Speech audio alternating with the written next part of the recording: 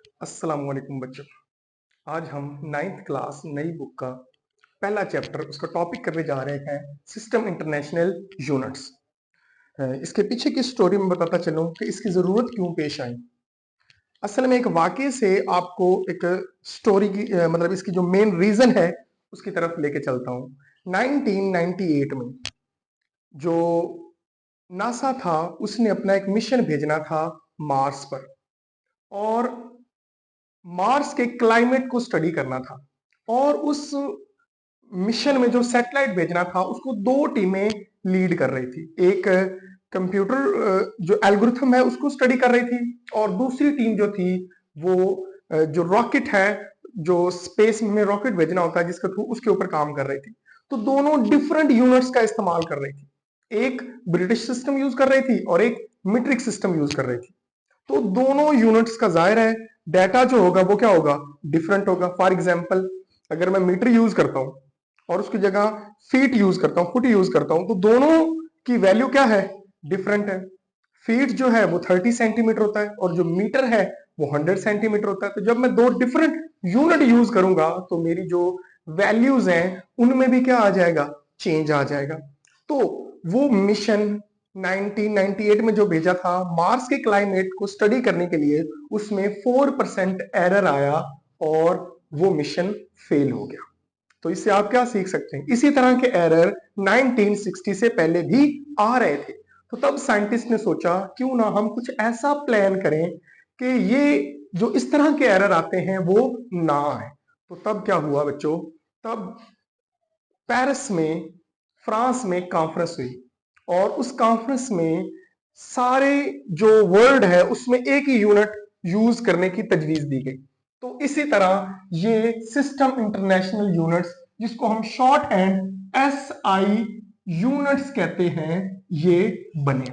और इस बेस पर यूनिट्स को तीन कैटेगरीज में डिवाइड किया गया बच्चों। ओके, एक को नाम दिया गया किसका, बेस यूनिट का, और दूसरे को डिराइव यूनिट, और तीसरे को supplementary units, supplementary units. Okay बच्चों, लेकिन आपने इससे घबराना नहीं है, हम इसको यहां पे डिस्कस नहीं करेंगे। हमारा टॉपिक है base units and derive units. तो दो कैटेगरीज में डिवाइड किया गया, एक्चुअल में तीन में, लेकिन हम यहाँ पे कितने को डिस्कस करेंगे, तीन को। तो आप जानते हो बच्चों, पीछे पढ़ा है बेस क्वांटिटीज होती हैं 7, मैं वो लिख दूं।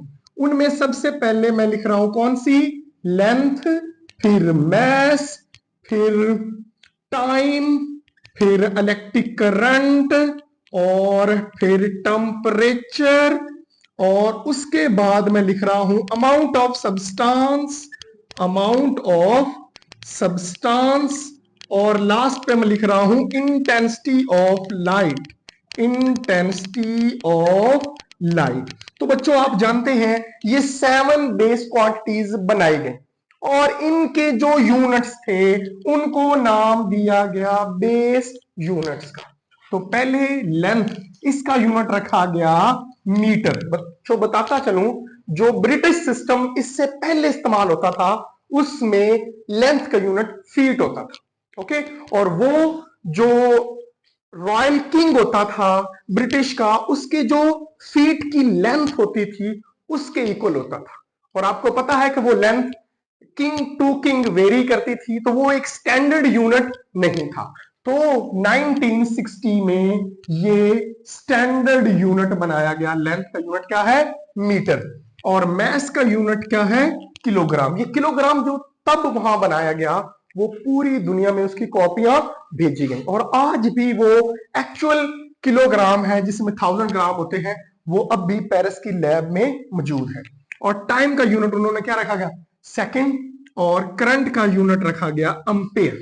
ओके, और टेम्परेचर का जो SI यूनिट रखा गया वो क्या रखा गया, केल्विन। हालांकि आप जानते हैं वैसे और भी सेल्सियस भी यूज होता है और वगैरह वगैरह, फ़ारेनहाइट। अमाउंट ऑफ सब्सटेंस का यूनिट रखा गया मोल, और इंटेंसिटी ऑफ लाइट का यूनिट रखा गया कैंडेला, और इसका जो सिंबल है वो है CD। इसी तरह बच्चों उन्होंने जो बेस यूनिट्स हैं वो 7 में डिवाइड किया। और ये मैंने सारे लिख दिए हैं। जिस तरह ये सारी बेस क्वांटिटीज हैं और इनके 7 जो यूनिट्स हैं उनको हम किसका नाम देते हैं?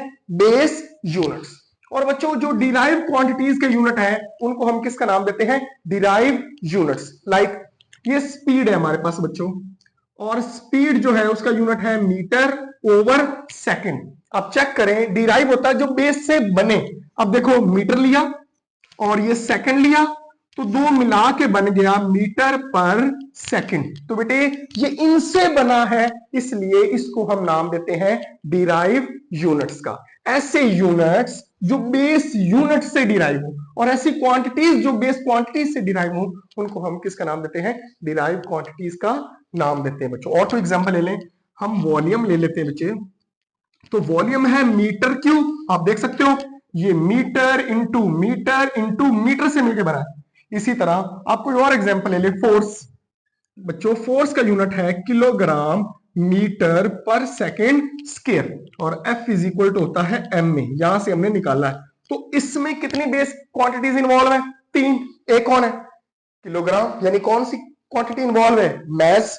मीटर यानी कौन सी क्वांटिटी इन्वॉल्व है? लेंथ। यानी सेकंड कौन सी क्वांटिटी इन्वॉल्व है? टाइम। तो इस तरह बच्चों जो सिस्टम इंटरनेशनल यूनिट्स है उसका काम अमल में लाया गया। आई होप आपको इसके पीछे की रीजन, इसका क्यों हमने इसका आगाज किया और ये कौन कौन से हैं और इनसे कौन कौन से यूनिट बनाए जा सकते हैं। तो बच्चों याद रखना 7 होती हैं बेस क्वांटिटीज और मल्टीपल्स लातादार इनफाइनाइट क्वांटिटीज हैं कौन सी? डिराइव, और उनके यूनिट भी इस तरह इनफाइनाइट या मल्टीपल होंगे।